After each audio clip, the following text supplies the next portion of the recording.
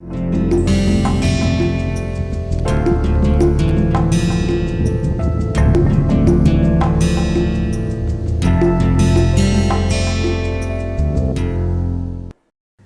so hopefully you have tried filling in the blanks over here where should be sigma x y, y z, etc. If not, let us see how it is. So, we said sigma I j, sigma in I direction in j on j plane. So, as you can see, this is what, this is a z plane, and if we go in this direction it is also z direction. So, this becomes sigma z z. Now, this is z direction, but we are going in z plane and y direction. So, this will become sigma y z, this becomes sigma x z. Now, similarly, if we go over here, it is sigma x x, it is in the x plane and in the x direction. This is in the x plane going in the y direction. So, sigma y x, this is sigma z x. Similarly, over here if we come, this is sigma z y, this is first actually we should write sigma y y, and this is sigma x y. So, now you know what are the 9 components, what are its meaning. So, the x x, y y, z z, as you can see, are tensile and compressive type. The other ones with mixed indexes, they represent shear forces. So, you are doing some you are deforming it with a shear kind of force. So, these x y and y z with mixed indexes represent the shear. So, now once we understand this, something similar would also be representing the strain. So, now let us move on to understand what are the different strains in a system. And in any standard textbook and the one that I am following, which is the Hosford and Cadell, you would see that it can be represented. So, let us say we are first will be talking about 2 dimension, because the understanding can be easily extended to 3 dimension and it will be much easier to understand in the 2 dimensions. So, let us say to begin with, you have element on the component, the 2D element, which is represented by A, B, C and D. Now, let us say that after deformation there is also some amount of translation, not only deformation, but also some amount of translation. So, it has, this is the new position and new shape.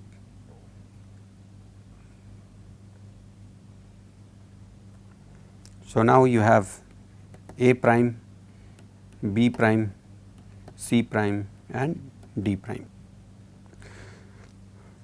and we will define that this is to begin with, this was at x,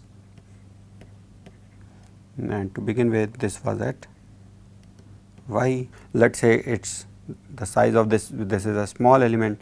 So, the size is represented as delta x, the size over here is represented as delta y. Now, let us say that it has got displacement by u x. So, u represents the displacement part, the translation part.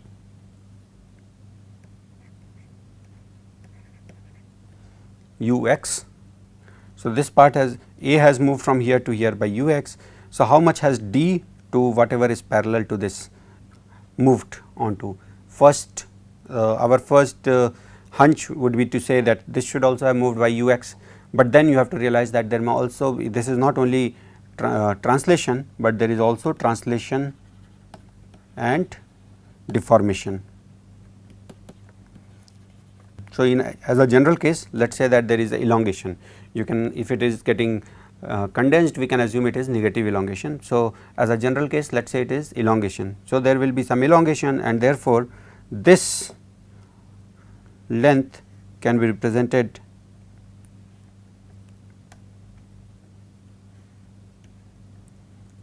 So, what we are actually, what we should be, let me, so we are talking about this d double prime. So, how much, where is the d double prime with respect to d? This is u x plus whatever deformation has taken place, and that will be del u x by del x. This is elongation per unit length, and what is the total length? It is into delta x. Similarly, if we say that this this is y, and this part A to A prime has moved to uy. Now, what we are interested in finding, where has B to actually B double prime moved. So, this is your B double prime.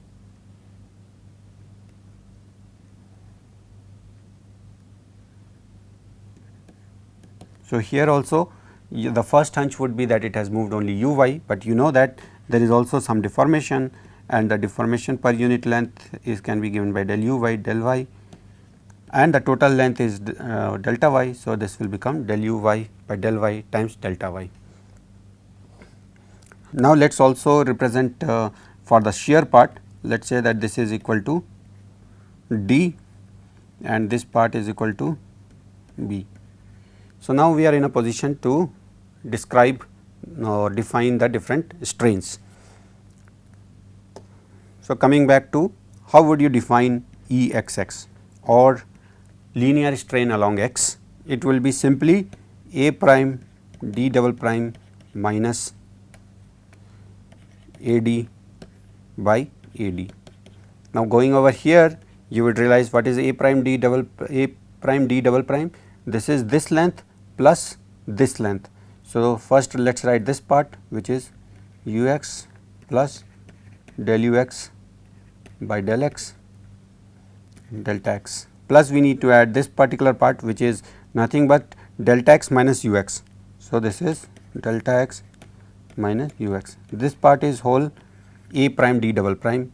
Now, we have to subtract AD which is nothing but delta x and then divide it by delta x AD, and you would see that it will come down to nothing but del ux by del x.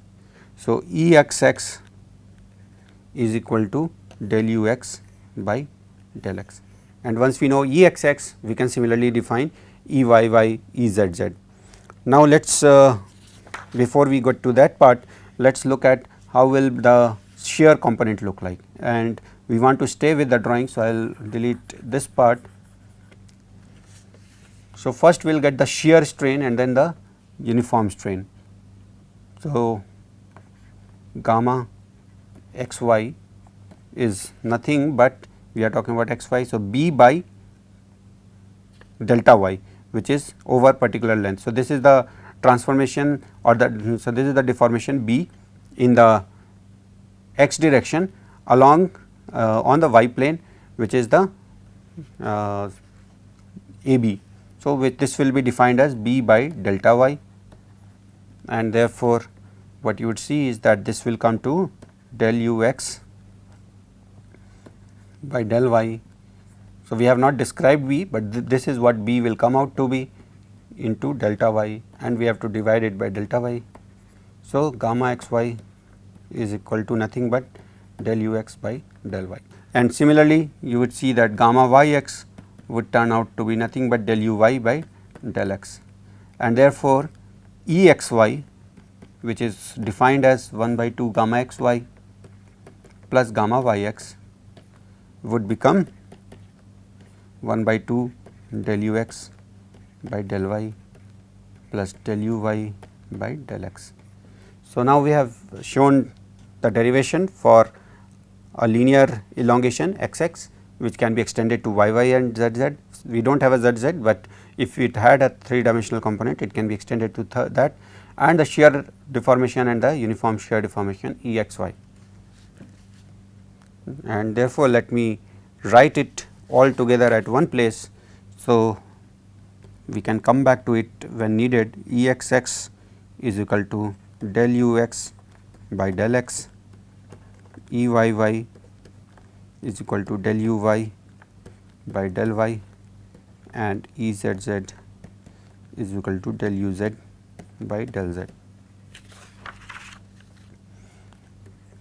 Exy is equal to Eyx, because now in this format Exy would be equal to Eyx, and this would be nothing but sum of the shear deformation by average of the shear deformations.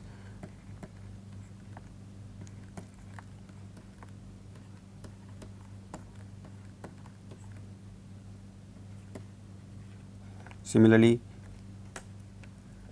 E yz is equal to E zy is equal to 1 by 2 del uy by del z plus del uz by del y, and Ezx, which will be equal to Exz, would be equal to 1 by 2 del u z by del u del y plus del u y by del z.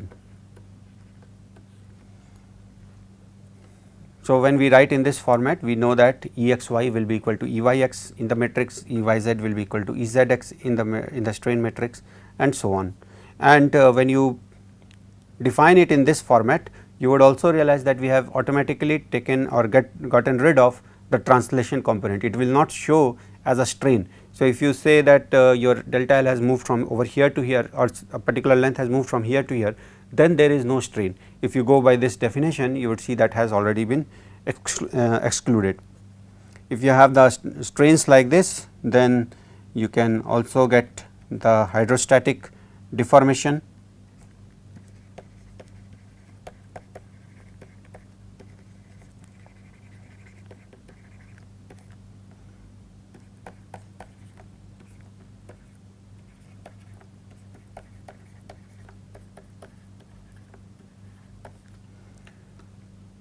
P equal to minus 1 by 3 Exx plus Eyy plus Ezz.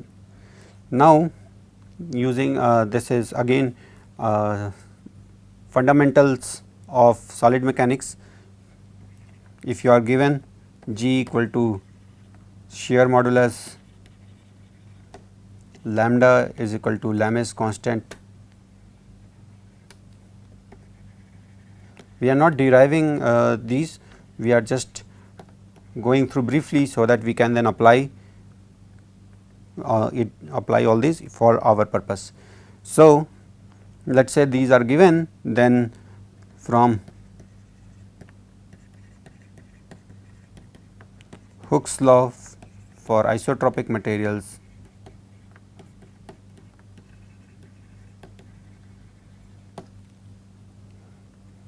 we can write the following. Now, we can write the stress terms.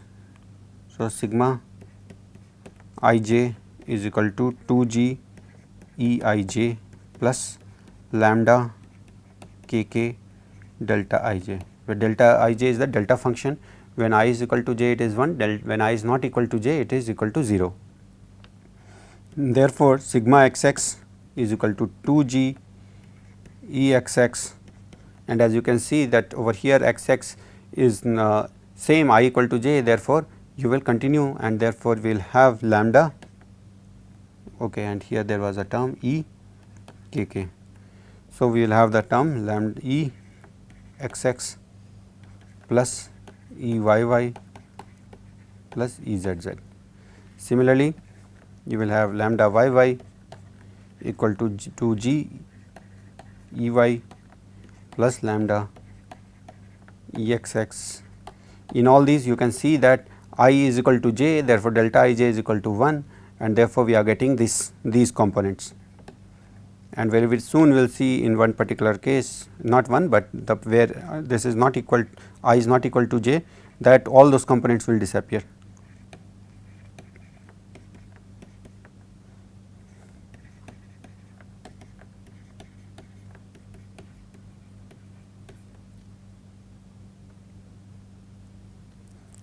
Now, we will come to the shear stresses.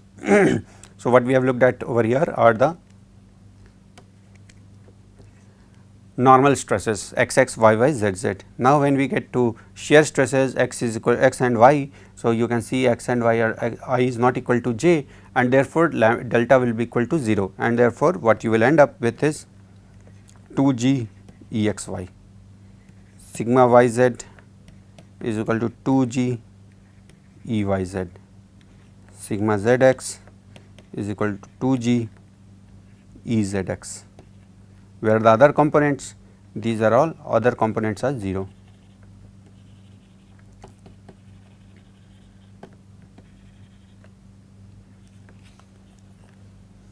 So, now we have looked at the fundamental equations that will be required to obtain stress and strain relations. We know that we have the stress and strain relation assuming linear elasticity model and continuum mechanics.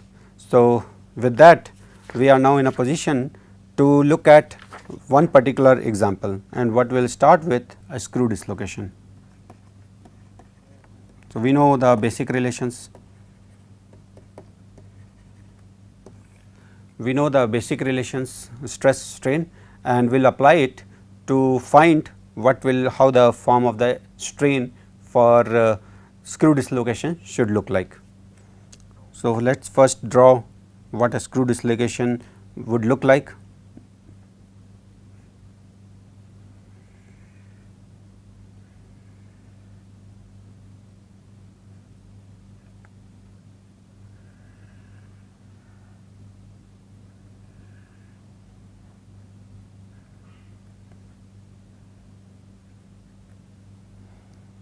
So, using the Volta model,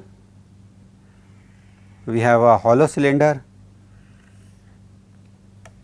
and there is a cut. The cut is on the left side and there is a displacement. This displacement is along the z direction. So, one side has been displaced with respect to the other in the z direction, which is what you see over here. And if I draw it to show the hidden edges, this is how it would look like.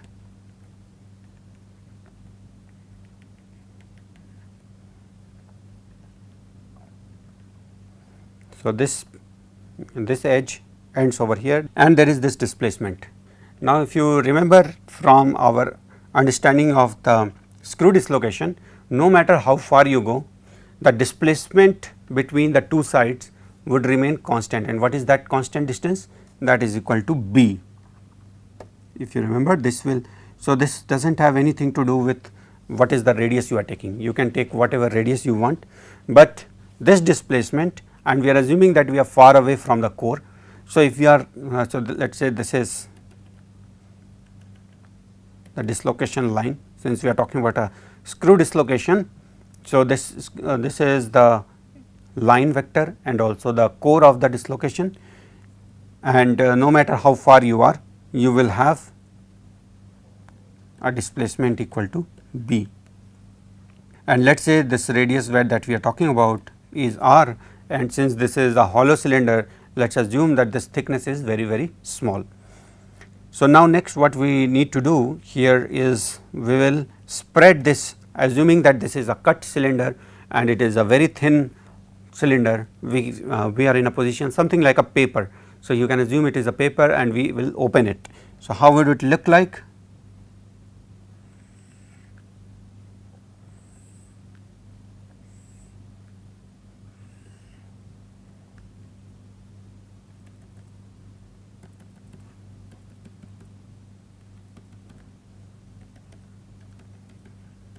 So, what is this displacement? Like we said earlier, what this displacement is equal to Berger vector B. At different points within this, you can see it is less than B, but the final or the maximum displacement is equal to B, and this whole length will be equal to 2 pi r, and as we said that the distance r has not much to play over here, at least now, because no matter what distance you are, that this will be the form of the open cylinder. After you open it, this is how it would look like. So, this would also be equal to B.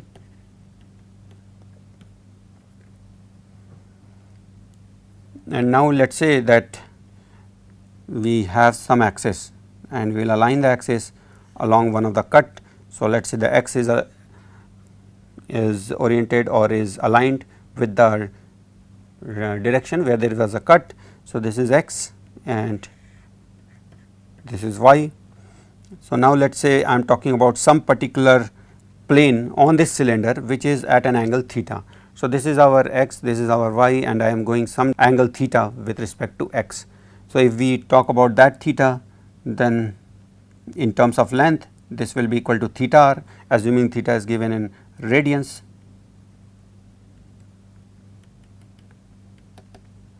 So, this distance is theta r, meaning we are talking about this distance in here.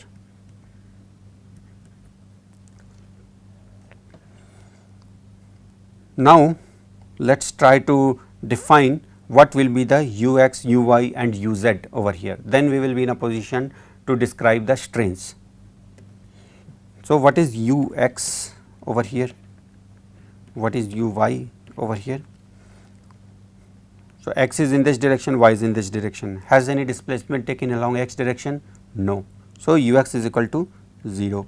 Has any displacement taken along y direction? No. So, uy is equal to 0. But has any displacement taken along z? And the answer is emphatic yes. And what is that displacement equal to? This is equal to theta r. If you are talking about certain plane which is at theta orientation, then it is theta r by 2 pi r, and if the total is b, then it is the ratio of these two, and this is equal to b theta by 2 pi is equal to b by 2 pi. In terms of, if we want it in x and y coordinates, then it will remain b tan inverse y by x. Now, first thing you have to realize that we are talking about the strain, not strain, but the total displacement in z direction, and what we get that it is uz is not a function of z, it is a function of x and y. So, that is something very interesting, but not really of concern right now. So, this is the form of uz. Now, with that understanding of uz, you can go back and see what will be Exx, Eyy. You would see that Exx, Eyy, Ezz, Exy and Eyx. Let us see the equation a little bit.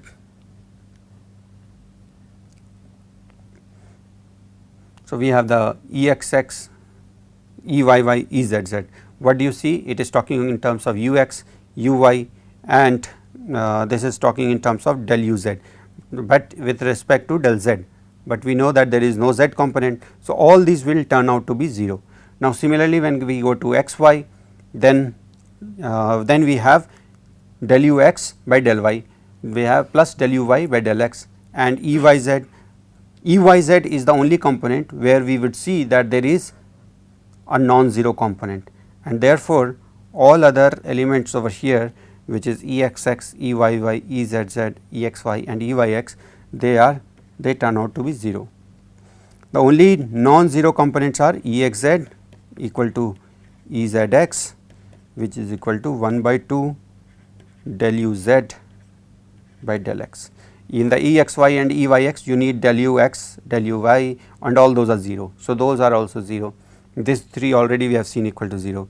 So, this is the form of the equation del uz by del x. The other one del ux by del z is again 0. So, what we get is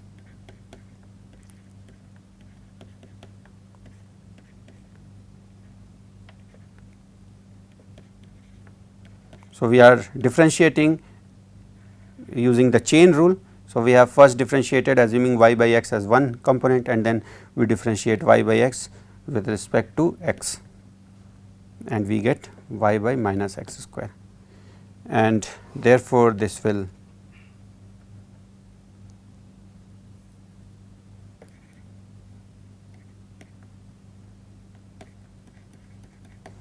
so there is a minus term which comes out over here. This is becomes 4 pi, and this becomes y by x square plus y square. This x square will get cancelled, or if you want to write it in terms of theta, then this becomes minus p by 4 pi sin theta by r.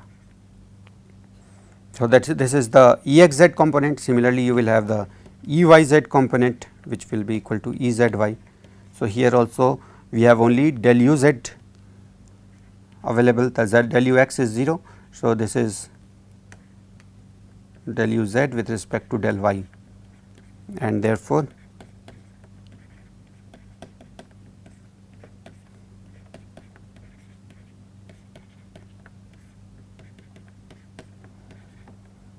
into 1 by x which turns out to be b by 4 phi x pi x square plus y square, or in terms of theta it will be equal to b by 4 pi. So, there is a kind of symmetry between the two strain values that we have obtained.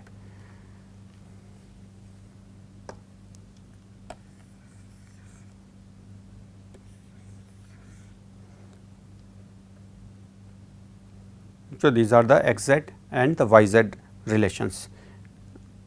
Now, what do we see? What are the important things that we can deduce from here? One that you will see is that both Exz and Eyz, meaning the strain, the shear strain Xz and the shear strain Yz, they are proportional to 1 over r. What is the meaning of this proportionality with respect to 1 over r? What it means is that at very large distances, at r tending to infinity, your Exz or Eyz will tend to 0. Now, this is something characteristics that we defined is associated with dislocation, not with disclination, which is the other kind of defect. So, this we can see that even mathematically we obtain something like this that at r tending to infinity we get Exz and Eyz tending to 0. So, this is and in fact, it is very important information, because what it tells is that this is the short range strain. It is not that there is one dislocation line over here and you go miles and miles and you still see very large strains, or the strain keeps constant or it keeps increasing, because if the strain is even constant, what it would mean is that your energy, stored energy, would keep increasing. Now, next question is that we have strains, how would the stresses look like? So, for that we will use the Hooke's relation, and in the Hooke's relation again let us see how the Hooke's relation was. So, what you want over here is that you have for sigma xx there should be Exx, for sigma yy there should be Eyy, for sigma zz there should be Ezz. So, all of these are not present, what we have is only Exy. So, therefore, what we will not Exy, sorry, Eyz and Ezx. So, what we will be able to get as a stress is only sigma yz and sigma zx. So, just like in the strain, the only two components that are non-zero are sigma xz and sigma yz. So, what we get is that sigma xx is equal to sigma yy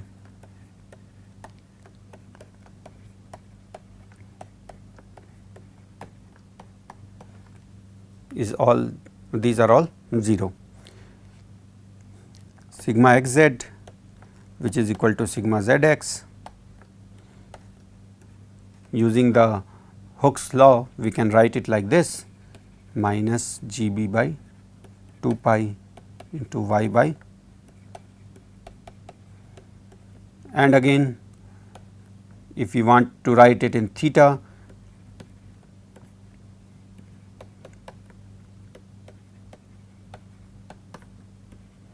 similarly sigma yz is equal to sigma zy is equal to Gb by 2 pi